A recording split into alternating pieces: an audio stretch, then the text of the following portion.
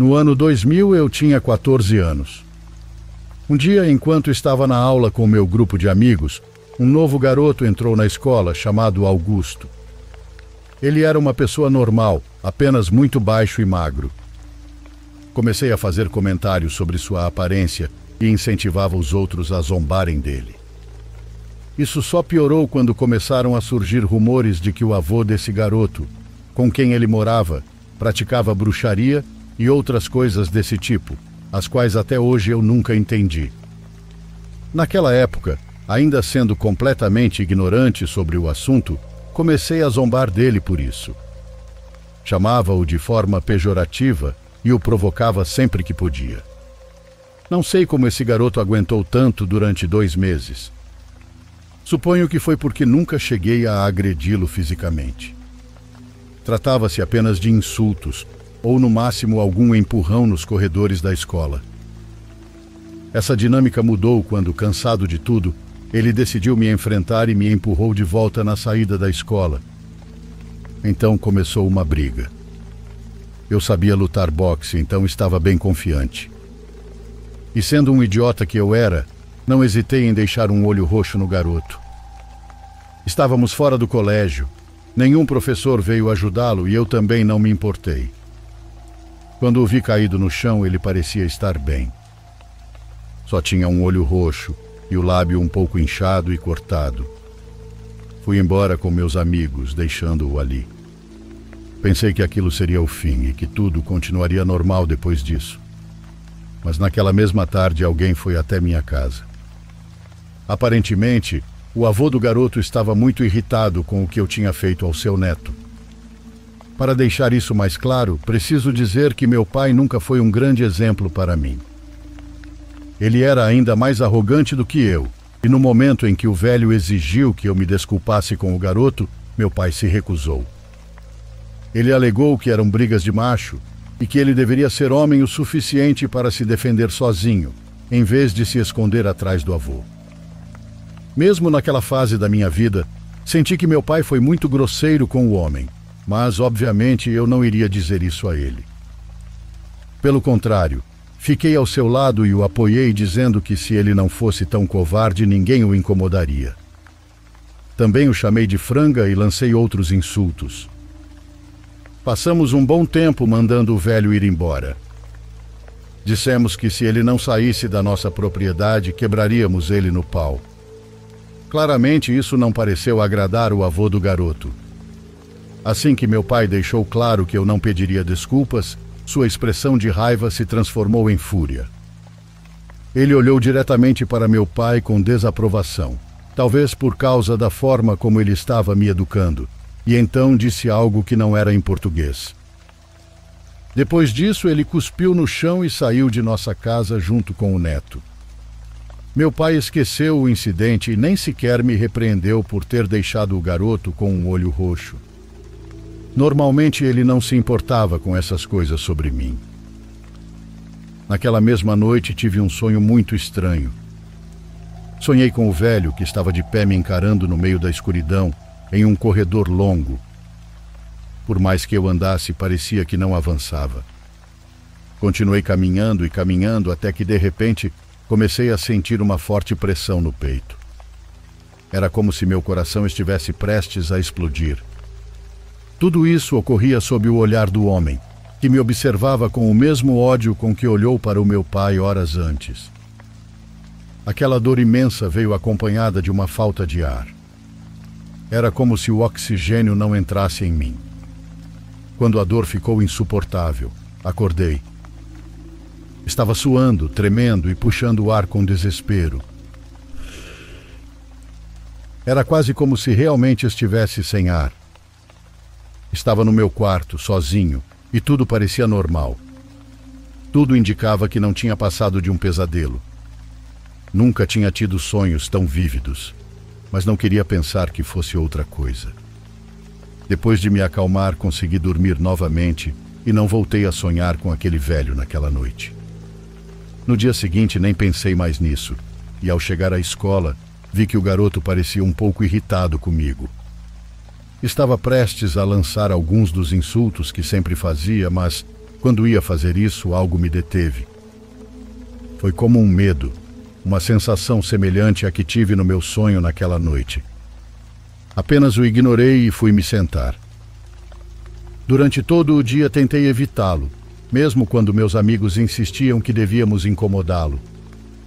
Eu mudava de assunto, porque algo naquela situação parecia diferente. Não era como nos outros dias. Cada vez que me aproximava, sentia uma pressão no peito que me assustava muito, pois me lembrava do sonho.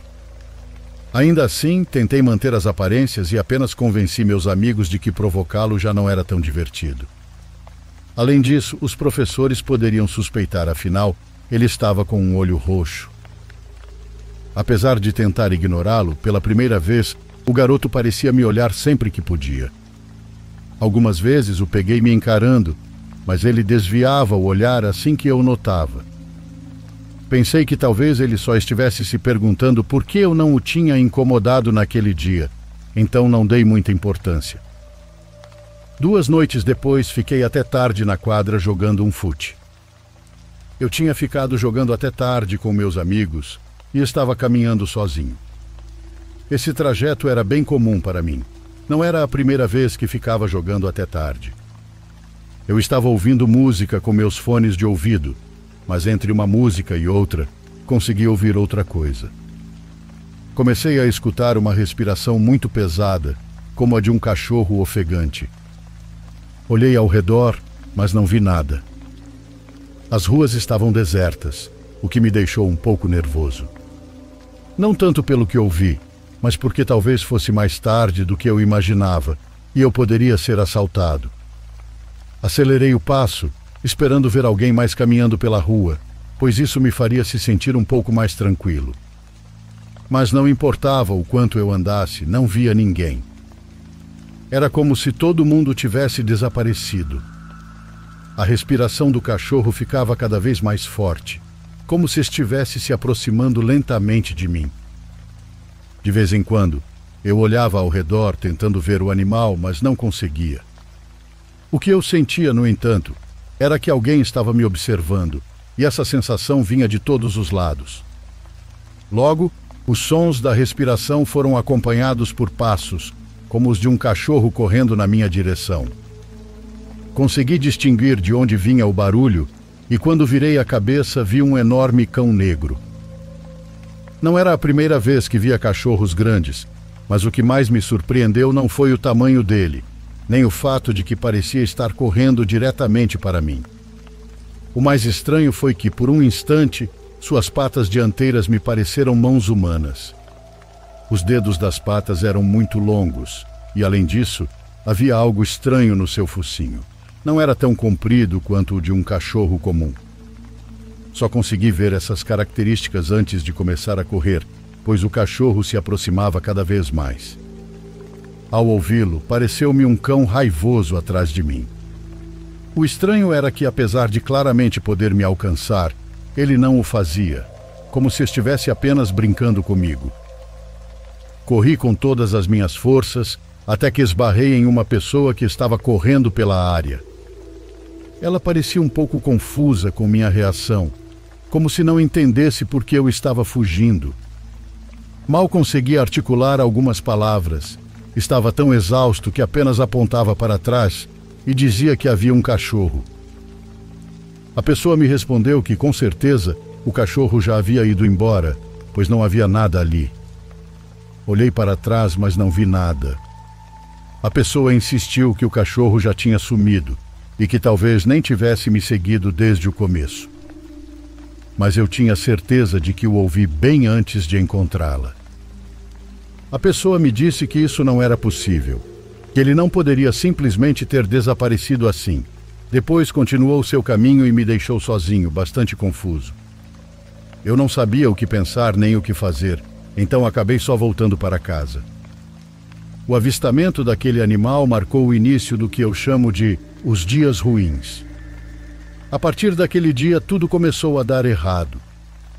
Meu pai, que sempre foi um homem muito saudável, começou a adoecer.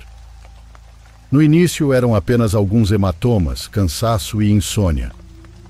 Ele nunca me disse o motivo, mas tinha olheiras profundas e começou a perder cabelo.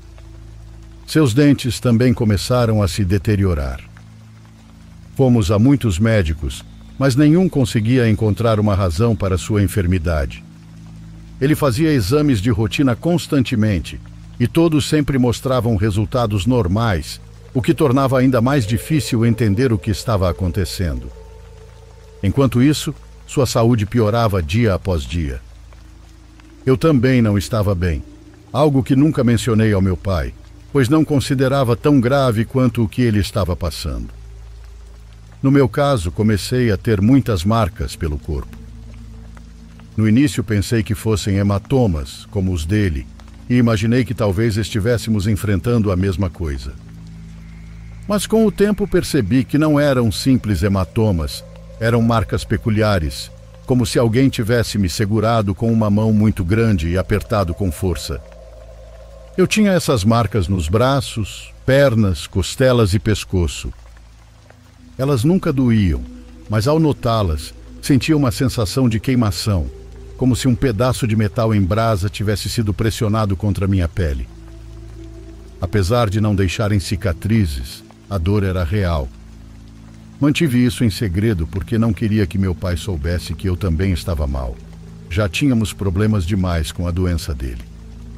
Nesse mesmo período, minha casa começou a ter um cheiro horrível. Algumas noites, ou melhor, madrugadas, eu percebia algo estranho escorrendo pelas paredes, como se infiltrasse pelo teto. Chamamos várias pessoas para verificar o problema, mas todas diziam que não havia nada de errado na casa. Algumas sugeriam que o cheiro vinha de outro lugar, mas não havia nenhuma explicação lógica para aquilo. Houve dias em que a última coisa que eu queria era estar ali. Apenas respirar aquele ar me deixava doente, como se estivesse sufocando. Eu simplesmente não queria estar naquela casa. Meu pai começou a emagrecer drasticamente e chegou a um ponto em que não conseguia mais trabalhar. Então foi demitido e começamos a ter dificuldades financeiras. Não importava quanto dinheiro entrasse, ele simplesmente desaparecia. Era como se a má sorte nos atingisse repetidamente, e nenhum de nós conseguia entender o motivo. Um dia me vi sozinho na escola. Meus amigos não ficavam mais comigo, pois eu não estava com humor para nada. Tudo o que eu queria era dormir um pouco, já que em casa isso era impossível. Foi então que um garoto com quem eu não falava muito se aproximou. Ele se sentou ao meu lado e, depois de dizer que eu parecia muito mal, me perguntou se eu conhecia ou havia feito algo contra Augusto. Eu nem respondi, mas, após um momento de silêncio, ele continuou dizendo que havia ido à casa dele para um trabalho. Em um momento, ao ir ao banheiro, ele se confundiu de porta e acabou abrindo um quarto cheio de fotografias de pessoas. Disse que entre todas aquelas fotos viu várias minhas. Ele afirmou que as fotos estavam amarradas com uma fita preta e que também havia um pouco de cabelo nelas. Naquele momento, ele tinha toda a minha atenção. Comecei a enchê-lo de perguntas, mas ele disse que não viu muito, pois escutou o avô do Augusto se aproximando, então fechou a porta e continuou procurando o banheiro. Ele me confessou que no início não pretendia me contar nada, mas sua consciência não o deixava em paz. Além disso, ele havia notado o quanto eu tinha piorado e pensou que talvez eu quisesse saber. Tudo o que consegui dizer foi um obrigado antes de me despedir. Aquelas informações me deixaram tonto e sobrecarregado. Eu não sabia se era verdade ou se ele só queria brincar comigo. Pensei nisso o dia inteiro. Lembrei-me do que diziam sobre o avô dele, de como terminou nosso último encontro e da estranha palavra que ele disse antes de ir embora. Comecei a me perguntar se toda essa má sorte poderia ser resultado de uma maldição. Eu nunca acreditei nisso, já que meu pai era cético, então eu também era. Naquela noite me revirava na cama, como de costume, quando ouvi meu pai me chamar. Levantei-me e fui até seu quarto, pois ele parecia muito aflito. Quando entrei, ele estava pálido e disse que não se sentia bem. Mal conseguiu falar antes de começar a vomitar. Ele não comia há dias, então o que saiu foi uma enorme surpresa para mim. Ele começou a vomitar cabelo e parecia interminável. Ele tentava expelir aquilo, mas não parava de sair mais e mais cabelo. Eu podia ver como aquilo o machucava e não sabia o que fazer. Quando finalmente parou e pensei que ele ficaria bem, ele desmaiou. Liguei imediatamente para a ambulância que o levou ao hospital, mas poucas horas depois nos informaram que ele havia falecido. Disseram que ele teve uma parada cardíaca e que seu corpo simplesmente se apagou. Meus parentes foram contatados e decidiram que eu deveria ficar com eles por um tempo. A maioria das coisas ruins começou a desaparecer após a morte do meu pai, mas as marcas em meu corpo continuavam. Os pesadelos e a sensação de que algo muito ruim quase aconteceu comigo também nunca foi embora. Às vezes ainda penso no velho. Estou completamente convencido de que ele teve algo a ver com tudo isso. Ele é o responsável pela morte do meu pai, mas infelizmente não tenho como provar.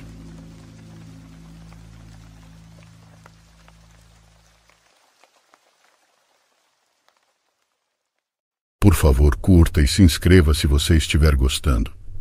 Agora continuamos.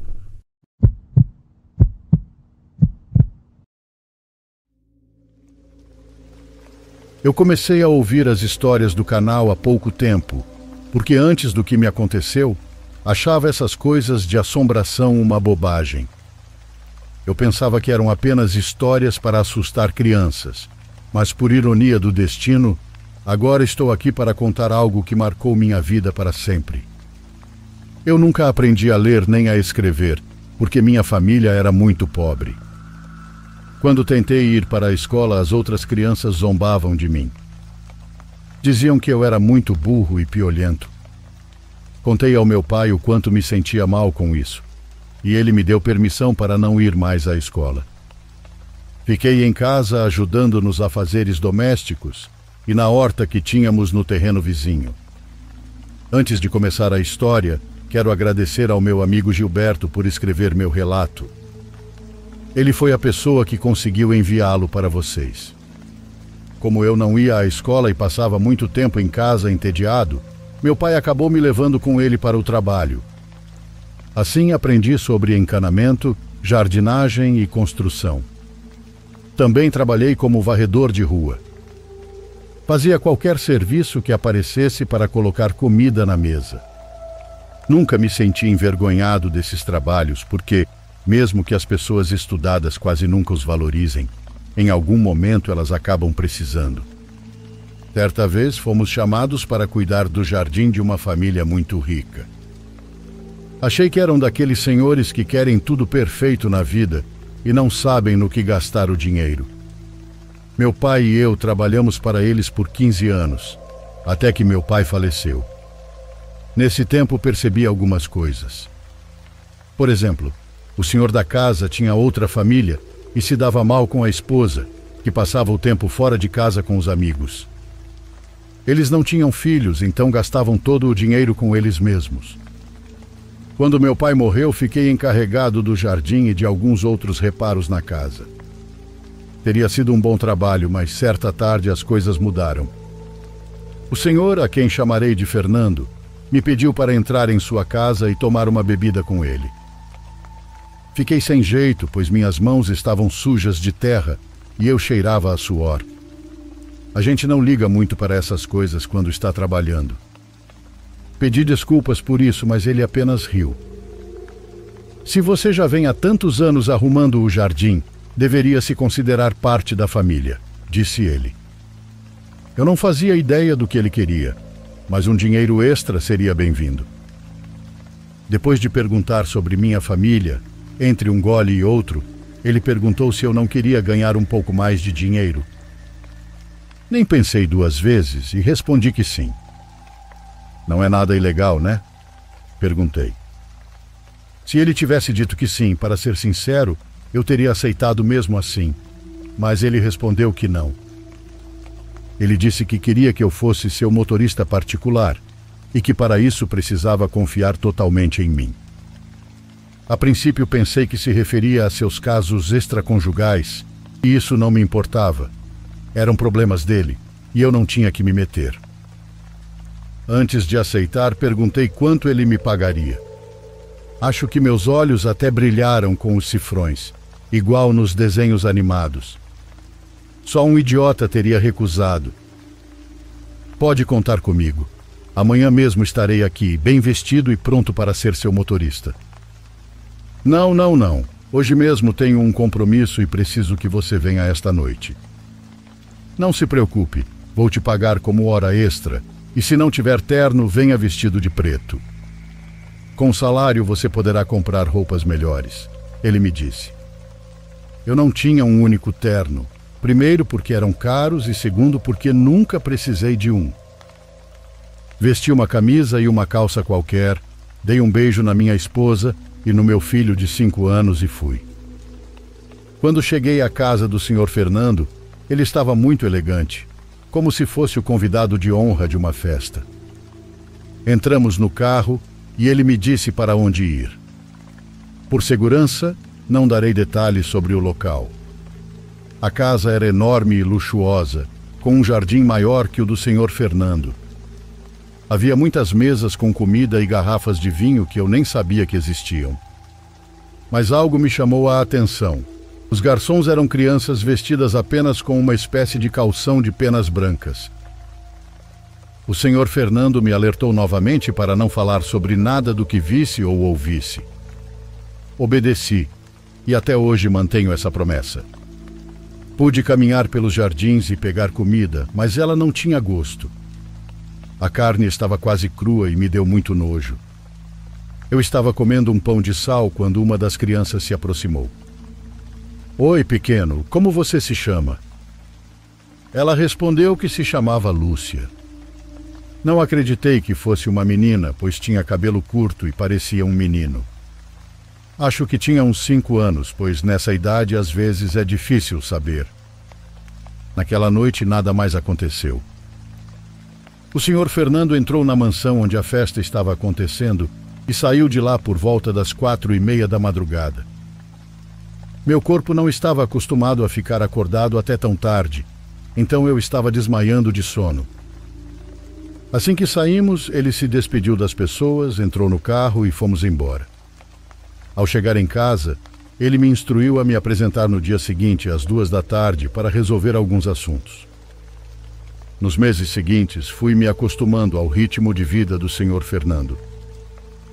Íamos de um lugar para outro comprando coisas caras, visitando mulheres ricas e muito bonitas e cuidando de alguns dos seus negócios. Fui seu motorista por 1 ano, até que uma noite, enquanto dirigia, ele me perguntou: "Você não gostaria de se tornar um membro?" "Membro do quê?" perguntei. O Sr. Fernando sorriu e disse: "Eu sei que você não é burro e já deve imaginar o que acontece nessas festas. Há apenas 2 coisas que precisa saber.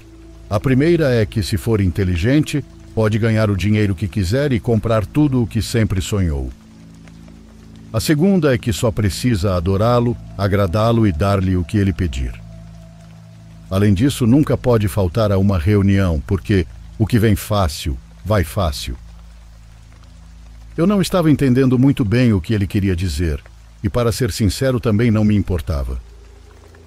Eu tinha um filho e uma esposa que dependiam de mim, e isso era o que me motivava a dar-lhes uma vida melhor. Vale dizer que não vivíamos em extrema pobreza, mas eu também não podia lhes dar os luxos que mereciam. Além disso, eu estaria mentindo se dissesse que não sentia curiosidade para saber o que realmente acontecia lá dentro. Imaginava que lavavam dinheiro ou faziam algo ilegal, mas nada poderia ter me preparado para o que testemunhei naquela noite. Quando chegamos à festa, o Sr. Fernando foi diretamente com 2 senhores que pareciam velhos pelo cabelo grisalho e pela cara vermelha. Ele me apresentou a eles e disse-lhes que eu seria o novo membro. Os senhores me olharam de cima a baixo como já olharam outros por eu ser pobre. Disseram algo ao patrão e depois me deixaram passar. Dentro havia algumas cadeiras dispostas em círculo e uma cama muito grande no centro. Pouco a pouco, as pessoas foram se sentando até que todos os assentos estavam ocupados. O Sr. Fernando me disse para prestar atenção e não falar. No ambiente começaram a se ouvir tambores, uma música estranha, como se fosse africana ou algo parecido. Eu não conseguia ver bem quem estava tocando, mas percebi que não era uma gravação. De uma das portas atrás das cadeiras, apareceu uma moça bastante jovem. Ela tinha penas de pavão na cabeça e estava sem roupa. Seu cabelo era longo e castanho. Fiquei olhando essa aparição de boca aberta, mas os outros, entre os quais havia homens e mulheres, nem sequer a olharam novamente. A jovem se deitou na cama e fechou os olhos. Depois apareceram 6 rapazes que também pareciam muito jovens. Pareciam modelos tirados de uma revista. Cada um dos 6 começou a ter relações com a garota até chegar a vez do 6º. Quando ele terminou, a moça pegou uma faca debaixo das cobertas e cortou o pescoço dele. Quis gritar, mas fiquei mudo ao ver o corpo do rapaz cair de lado. Depois, a jovem fez o mesmo, morrendo instantaneamente. As pessoas das cadeiras se levantaram e aplaudiram. Todo o ambiente estava com uma luz muito baixa. Apenas a cama onde vimos tudo isso estava bem iluminada. Não sabia o que fazer porque nunca imaginei que me encontraria com algo assim. Depois acenderam-se algumas luzes acima de nós. Quando todos, incluindo eu, olhamos para cima, lá estava uma pessoa. Bem, eu acho que era uma pessoa, embora não tenha certeza. Tinha chifres de touro na cabeça e estava sem roupa. Ele usava uma máscara que estava aberta e tinha as mãos levantadas para o teto. De onde eu estava, parecia que seus pés eram cascos de touro, mas não tenho certeza porque não dava para ver bem. Quando ele baixou as mãos para nós, as pessoas começaram a fazer sons como se quisessem vomitar. Outros apenas gritavam e faziam gestos horríveis. Eu não sabia o que fazer e estava muito assustado porque pensei que algo poderia acontecer comigo. Embora eu não tenha estudos, não sou burro, e aquilo foi um sacrifício de uma seita. Nunca imaginei que o Sr. Fernando estivesse envolvido em algo assim. Ele estava ao meu lado e também se contorcia, começando a tirar a roupa. As outras pessoas também fizeram isso, e bem, eu não seria o único vestido.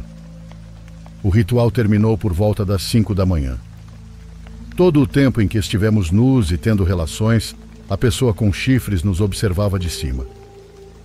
Os corpos dos rapazes permaneceram na cama enquanto tudo isso acontecia. Quando terminamos, nos vestimos e subimos no carro. Fernando estava sorrindo e parecia muito satisfeito. Ele perguntou se eu tinha gostado e respondi que sim. Olha, agora você é como um novo membro, então deve trazer alguém. Se conhece algum garoto, traga-o. Ele vai gostar. Algo deve ser oferecido para conseguir o que busca. É assim que o mundo funciona, garoto. Minhas mãos tremiam enquanto segurava o volante, mas tentei rir do que ele dizia. Prometi que levaria um sobrinho que havia acabado de completar 18 anos. Fernando me pediu para voltar no dia seguinte para fazer as compras de sempre, e me lembrou em um tom ameaçador de não contar a ninguém o que tinha visto. Ele me deu um sorriso de despedida e eu fui para casa. Quando cheguei, comecei a chorar e estava fora de mim. Precisei tomar um trago para acalmar os nervos, mas não funcionou. Minha esposa saiu para ver o que estava acontecendo e não tive coragem de contar tudo. Não me sentia mais tão homem. Acho que ninguém deveria passar por isso. Contei sobre a garota, os 6 jovens e só. Não tive coragem de confessar que tive relações com outras mulheres e que também tive que fazer isso com um dos convidados. Disse que estava com muito medo e que deveríamos ir para a casa da mãe dela. Depois, poderíamos ir para outra parte bem longe. Minha esposa sempre foi muito boa comigo. Então pegamos algumas coisas e fomos embora. Entre uma coisa e outra, levamos uma semana para encontrar onde morar. Percorremos quase todo o país até chegarmos a um lugar onde ninguém nos conhecia. Estamos instalados aqui há apenas 1 ano e meio. Vivo com medo de que algum dos convidados da festa possa me encontrar. Talvez eu esteja exagerando, porque Fernando deve pensar que sou um pobre coitado. Mesmo que eu falasse, ninguém acreditaria em mim, e se acreditassem, essas pessoas têm dinheiro suficiente para comprar qualquer juiz ou político. Todos sabemos que os ricos e poderosos se protegem entre si. Custeou-me muito recuperar-me emocionalmente, e muitas vezes sonho com aquele ser com chifres, aquele que nos observava de cima enquanto fazíamos aquelas aberrações. Não vivo tranquilo, e me sinto uma porcaria comigo mesmo por causa do que aconteceu. Não posso falar sobre isso com ninguém porque não quero mudar a imagem que tem de mim. E acima de tudo, por causa do medo que ainda tenho ao lembrar o que aquela garota fez. Antes de me despedir, gostaria de recomendar que não se envolvam com esses grupos. Não vale a pena.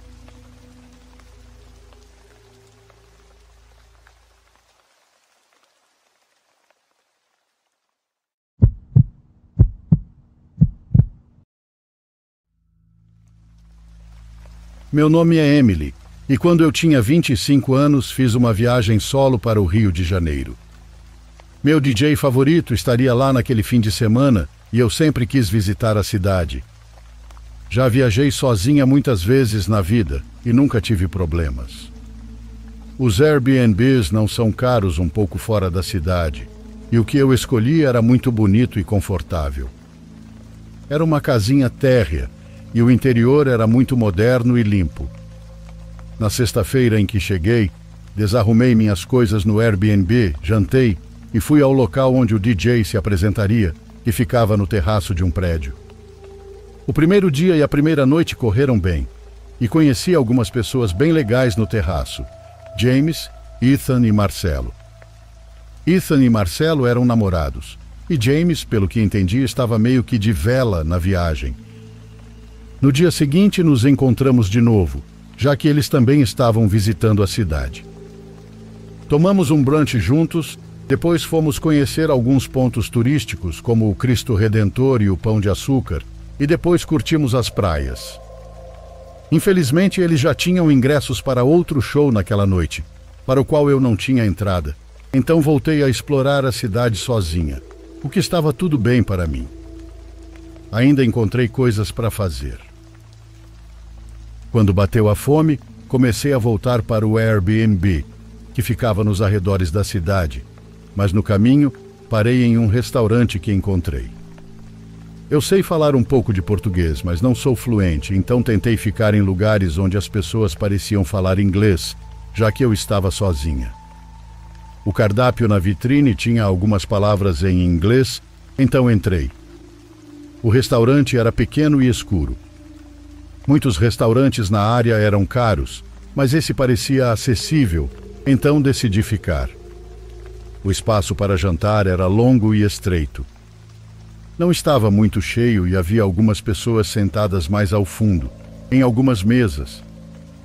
Também havia um homem sentado praticamente ao lado da minha mesa. Ele devia ter uns 50 anos, e fiquei me perguntando se ele também era turista. Ele e eu éramos os únicos sozinhos ali. O garçom veio até mim e falou em português, e eu perguntei, também em português, se ele falava inglês. Ele disse que sim, e a partir daí fiz meu pedido em inglês. Notei que o homem da outra mesa ficou olhando enquanto eu fazia o pedido. Foi meio estranho. Quando o garçom saiu, o homem comentou em inglês, com sotaque português, que meu português soava bem. Agradeci, e ele começou a conversar comigo em português, como se estivesse me dando uma aula. Acho que ele achava que estava sendo charmoso, mas era irritante. Continuei olhando para o meu telefone para parecer distraída, mas ele não parava de falar comigo, tanto em inglês quanto em português. Para ser educada e evitar uma situação constrangedora, Tentei responder algumas coisas e conversar em português, enquanto ele corrigia meus erros. O assunto era basicamente de onde eu era, o que eu estava fazendo ali, o que fiz naquele dia e onde eu estava hospedada. Eu menti e disse que estava com um amigo. O que me deixou realmente desconfortável foi quando ele disse que eu ficava sexy falando português. Eu esperava que ele fosse embora logo, mas perdi as esperanças quando vi o garçom trazendo a comida dele. Felizmente, meu prato não demorou a chegar. Pedi um ensopado de porco e o homem perguntou se estava bom. Respondi que sim e, graças a Deus, ele parou de falar tanto depois que começou a comer. Comi rápido e, quando terminei, pedi a conta imediatamente, só para não precisar mais conversar com ele. O homem também pediu a conta logo depois de mim, o que achei estranho, pois ele nem tinha terminado de comer. Assim que paguei, me levantei e saí. Ele disse algo em português, mas eu só respondi tchau e continuei andando. Já estava escuro e as ruas estavam menos movimentadas. Andei por um bom tempo até chegar a um cruzamento. Enquanto esperava para atravessar, notei o homem do restaurante do outro lado da rua. Ele estava definitivamente olhando para mim, mas desviou o olhar quando percebi. Talvez estivesse indo na mesma direção. Não era impossível. Continuei andando e, conforme me aproximava do Airbnb, fui virando para trás algumas vezes para ver se ainda o via. Mas não. Cheguei na casa e, antes de entrar, olhei mais uma vez ao redor e vi, lá no final da rua, aquele homem parado na esquina. Ele estava olhando na minha direção. Meu coração disparou. Ele me seguiu. Entrei rapidamente, tranquei a porta e fechei todas as cortinas. Agora ele sabia onde eu estava hospedada. Entrei em pânico e liguei para o meu pai. Ele me disse para ficar alerta, checar se tudo estava trancado e talvez até manter uma faca por perto. Era sábado à noite e meu voo era só no fim do dia seguinte, então ainda queria sair. Pedi um Uber para um bar no centro e fui a um evento de música eletrônica. Fiquei lá por algumas horas antes de chamar outro Uber de volta. Quando cheguei, entrei meio bêbada e me joguei no sofá para descansar um pouco. Foi quando notei algo. Ouvi um barulho de vento e vi as cortinas de uma janela balançando. A janela da cozinha estava aberta, mas eu tinha fechado todas as janelas por causa do ar-condicionado. Na hora, soube que precisava sair dali rápido. Liguei para a polícia e tentei explicar do jeito que conseguia que houve uma invasão. Os policiais chegaram em poucos minutos e saí do meu esconderijo atrás de uma moita quando vi a viatura. Um dos policiais falava um pouco de inglês, então expliquei que a janela foi aberta e que fui seguida. Eles entraram na casa e começaram a gritar palavras que não entendi. Quando os vi saindo com aquele homem algemado, foi o momento mais chocante da minha vida. Se eu tivesse entrado no quarto, nem quero pensar no que poderia ter acontecido. Felizmente, ele foi burro o suficiente para não fechar a janela depois de entrar. Fui embora no dia seguinte e ainda visitei o Brasil mais uma vez.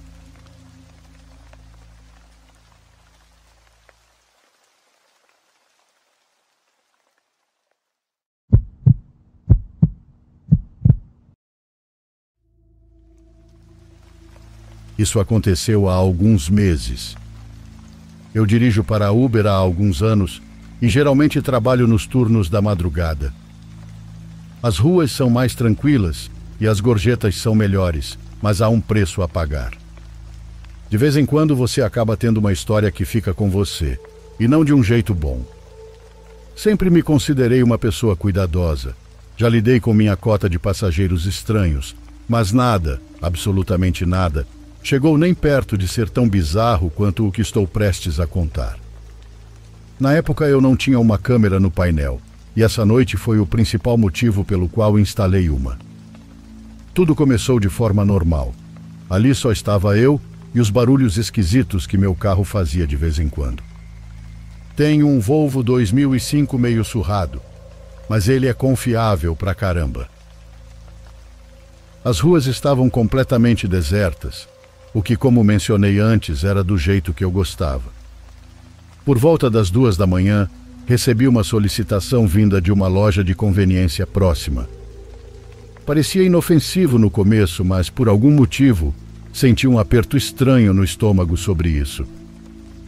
Sabe aquela sensação de que algo está errado, mas você não consegue explicar o porquê? Foi exatamente o que me bateu enquanto eu dirigia até lá. Antes mesmo de ver o cara, entendi o motivo do meu pressentimento. A loja de conveniência para onde eu estava indo estava fechada, todas as luzes estavam apagadas e não havia um único carro no estacionamento. Quando me aproximei, vi ele. Fiz questão de dirigir bem devagar para dar uma boa olhada. Ele estava andando de um lado para o outro na frente da loja, vestindo um moletom encardido que parecia não ver uma máquina de lavar há anos. Não estou exagerando, havia literalmente um buraco na manga. Seus movimentos eram nervosos, como se ele não conseguisse ficar parado, e fora isso, ele continuava olhando por cima do ombro, como se achasse que alguém o estivesse perseguindo. Se eu tivesse que adivinhar, diria que ele estava sob efeito de alguma coisa. Eu provavelmente deveria ter cancelado a corrida e ido embora. Até cheguei a pairar meu dedo sobre o botão de cancelar, mas por algum motivo não o fiz. Destravei as portas e ele entrou no banco de trás sem dizer uma única palavra. No momento em que tirei o pé do freio, me arrependi da minha decisão. A maioria das pessoas ou fica mexendo no celular ou olhando pela janela, mas não ele. Ele apenas ficou ali, me encarando pelo retrovisor, sem piscar ou desviar o olhar. Tentei evitar retribuir o olhar, mas acabei cruzando os olhos com ele algumas vezes. Ele parecia meio irritado, o que só tornava tudo ainda mais desconfortável. Tentei ignorá-lo e liguei o rádio para quebrar o silêncio. Nem me lembro qual estação escolhi, mas no momento em que a música começou a tocar, ele gritou para eu desligar. Sua voz era profunda e percebi imediatamente que ele era fumante. Isso me pegou de surpresa e acabei puxando o volante de leve sem querer. Resistindo à vontade de olhar para ele pelo espelho, apenas obedeci, apertando o volante com mais força. Ficamos um tempo em silêncio e eu sinceramente esperava que ele simplesmente ficasse quieto até chegarmos ao destino. Mas aí ele falou, e me lembro dessa conversa como se fosse ontem. Ele me perguntou se eu já tinha pegado alguém que não deveria. Essa pergunta bateu como um tijolo em minha cabeça. Soltei uma risada nervosa e respondi: bom, acho que não. Tentei manter o tom leve, mas ele não reagiu. Apenas recostou-se e murmurou algo para si mesmo que não conseguia entender. Então, ele começou a falar sobre como costumava ser motorista do Uber e que largou o trabalho porque alguns garotos roubaram o carro dele. Ele estava falando meio embolado, então não consegui entender tudo, mas peguei a ideia geral da história. Olhei pelo retrovisor 1 ou 2 vezes enquanto ele falava e percebi que ele estava sorrindo o tempo todo, o que foi extremamente perturbador. Uma pessoa normal não sorriria contando algo assim. Ele terminou sua história dizendo: é engraçado o quanto você pode confiar em alguém que está sentado bem atrás de você. Essa frase foi o que me fez mudar minha visão sobre ele. Passei a vê-lo mais como uma ameaça do que apenas um drogado aleatório. Infelizmente, não havia muito que eu pudesse fazer sobre isso. Senti meu coração na boca, mas mantive os olhos na estrada. Minha mente estava girando. Olhei rapidamente para o GPS, me agarrando ao destino como se fosse minha tábua de salvação. Mas o cara simplesmente não sabia a hora de parar de falar. Ele continuava divagando sobre coisas aleatórias, algumas preocupantes e outras apenas sem sentido. Eu sinceramente não conseguia acompanhar. Em certo momento, ele começou a pedir desculpas para alguém, embora eu não achasse que fosse para mim. Ele começou a insinuar que havia feito algo terrível e que era uma pessoa má. Ficava repetindo: eu não queria, seguido de vários: me desculpa. Não respondi, com medo de que ele reagisse de forma agressiva se eu dissesse qualquer coisa. Eu não fazia ideia do que ele havia feito ou do que era capaz, mas não queria descobrir. Estávamos a poucos minutos do destino quando ele saiu do seu transe e gritou comigo, dizendo que eu tinha passado da entrada. Eu não tinha passado. O GPS mostrava claramente que estávamos no caminho certo, mas por puro medo pisei no freio. Ele exigiu que eu parasse o carro, e foi exatamente o que fiz. Minhas mãos estavam tremendo naquele ponto, e eu só queria que aquele pesadelo acabasse. Assim que coloquei o carro em ponto morto, faróis surgiram atrás de nós. Era um carro de polícia. Fiz uma prece silenciosa e observei enquanto ele se aproximava lentamente, com o holofote iluminando brevemente o meu carro. O cara no banco de trás imediatamente se abaixou, tentando não ser visto. Olhei de relance e vi que ele estava deitado quase completamente reto no banco traseiro, de olhos fechados. Virei a cabeça de volta rapidamente antes que ele percebesse. Ele ficou naquela posição por um tempo desconfortavelmente longo. Eu queria pedir para ele sair, mas achei melhor não arriscar. Eventualmente ele levantou a cabeça e me disse que eu tinha tido sorte. Antes que eu pudesse fazer qualquer coisa, ele abriu a porta e desapareceu. Depois disso, encerrei meu turno mais cedo. Eu estava abalado e não queria mais dirigir aquela noite. Algumas semanas depois, encontrei algo no meu celular que provava o quão perigosa aquela situação tinha sido. De acordo com um artigo de jornal, um atendente de uma loja de conveniência havia sido morto naquela mesma noite, apenas 2 quadras de onde eu peguei aquele cara. Me dá um enjoo só de pensar que estive a centímetros de um criminoso perigoso, que poderia ter me machucado se quisesse. Estou com um pouco de medo de contar isso para a polícia. Evito contato com as autoridades por alguns motivos pessoais nos quais não quero entrar. Nem sei se um relato meu ajudaria em algo. De qualquer forma, sou muito mais cauteloso agora com quem eu deixo entrar no meu carro.